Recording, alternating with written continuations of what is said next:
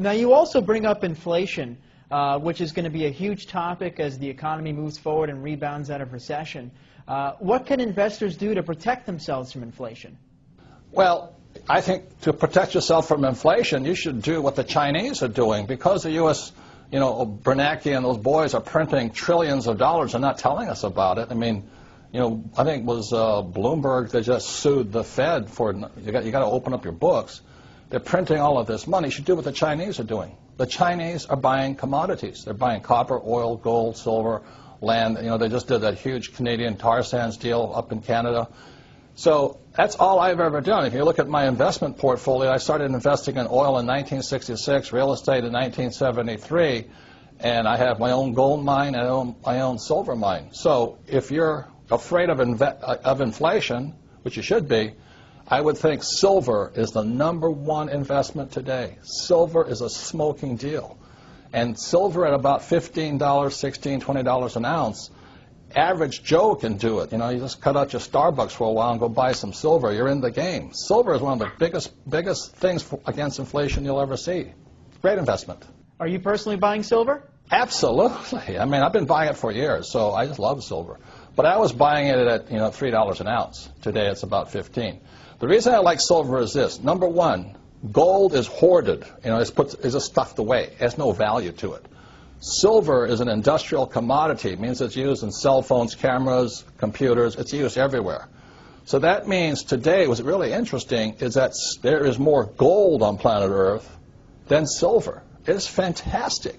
And back when, 1 year ago, I think silver was 50 times less expensive than gold. In other words, for 1 ounce of gold, I could buy 50 ounces of silver.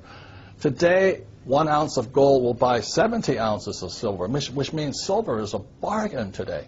Now, with all the government expansion, inflation looming, taxes running higher, would you say Obama's running the country like a rich dad or a poor dad? Obama? The guys who run the country, I write about this in a book called Conspiracy of the Rich. The people that run the country are Goldman Sachs. Come on, give me a break. And the guys that control Goldman Sachs. It's run by the international banking cartels of the world.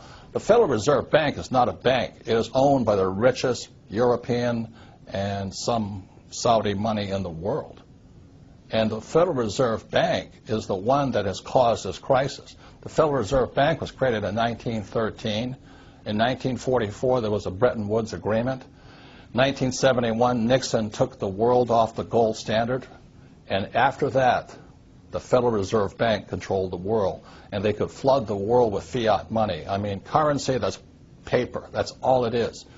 And throughout history, any time a nation has gone to fiat currency, in other words, government-sponsored money, the money has absolutely gone to zero.